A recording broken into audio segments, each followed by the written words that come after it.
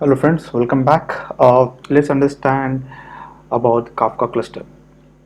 As I said, right, Kafka is a distributed platform. It contains multiple brokers. To manage these brokers, right, we need to have one software, a program who can have the metadata about all these brokers, who can coordinate with these brokers. That software program we call it Zookeeper, which maintains which are the active brokers within the cluster.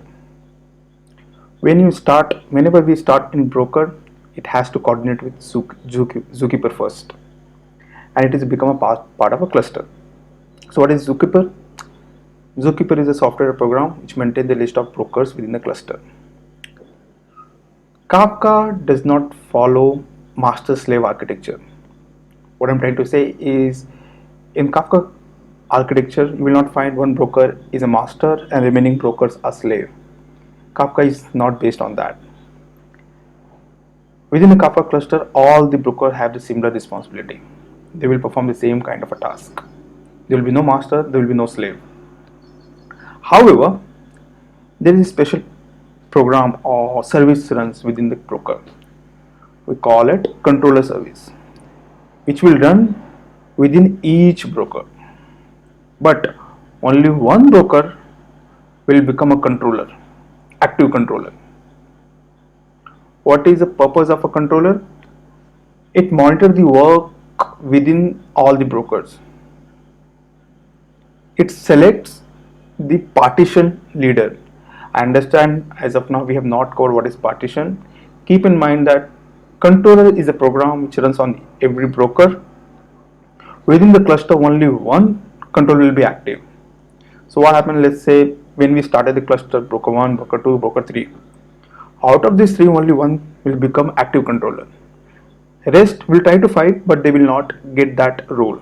Only one broker within the cluster will become an active controller. Is that okay? So let's move to another topic.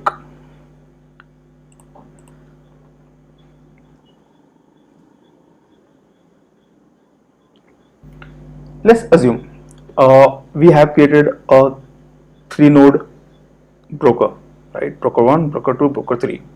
We have a Zookeeper, and we have one producer and one consumer. Very simple scenario. When producer try to connect to a broker, it can connect to any of the broker. Each broker within a cluster knows who are the rest of the brokers. So it's not explicit that producer has to connect to one broker 1 or broker 2 or broker 3. It can connect to any of those brokers. These brokers we call it bootstrap servers. Keep in mind bootstrap servers.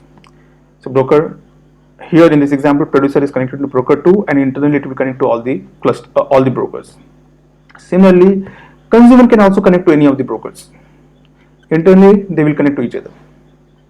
Okay, so this is the way communication between producer consumer happens within the cluster. Thanks for watching. In next video we will go and talk about the installation of Kafka. We will create 3-node broker cluster.